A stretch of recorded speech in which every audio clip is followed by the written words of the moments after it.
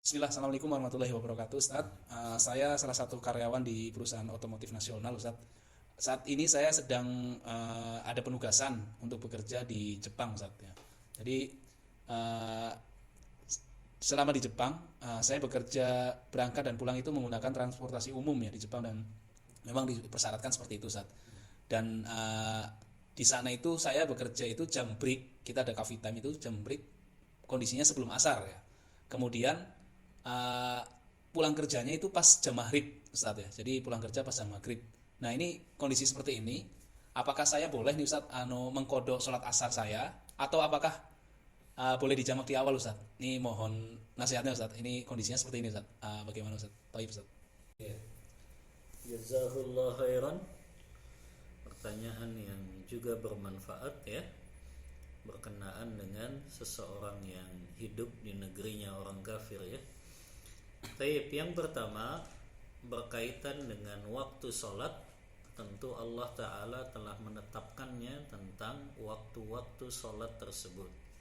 Dan hukum asalnya sholat itu tidak sah kecuali dikerjakan sesuai dengan waktunya. Sebagaimana firman Allah Ta'ala, inna salata kanat alal mu'minina kitaban mawquta. Sesungguhnya salat itu wajib bagi orang-orang yang beriman dilakukan sesuai dengan waktunya. Namun tadi terkadang ada kondisi-kondisi yang seseorang mungkin dia sulit untuk sholat tepat pada waktunya. Apakah dia dalam keadaan bepergian? Apakah dia mungkin dalam keadaan macet di perjalanan? Apakah dia mungkin dalam keadaan sakit? Maka di dalam Islam ada rukhsah namanya, keringanan-keringanan ketika seseorang dalam kondisi tertentu. Namun kalau Anda lihat tadi, memang beginilah ya resiko antum bekerja di negeri kafir ya. Jadi untuk ibadah saja mungkin agak sulit sekali ya. Walaupun memang sebetulnya kalau masih bisa dinegosiasi, mungkin bisa dinegosiasi gitu untuk supaya ada waktu bisa sholat tepat pada waktunya. Ini tentu yang pertama, kalau bisa dinegosiasikan ya.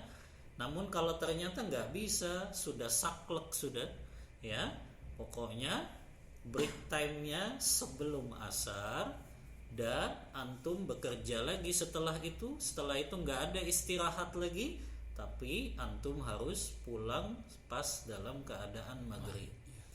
Kalau dalam keadaan yang memang sulit ya, dan tidak ada waktu lagi untuk antum bisa sholat, maka berarti antum bisa menggunakan dengan cara menjamak sholat.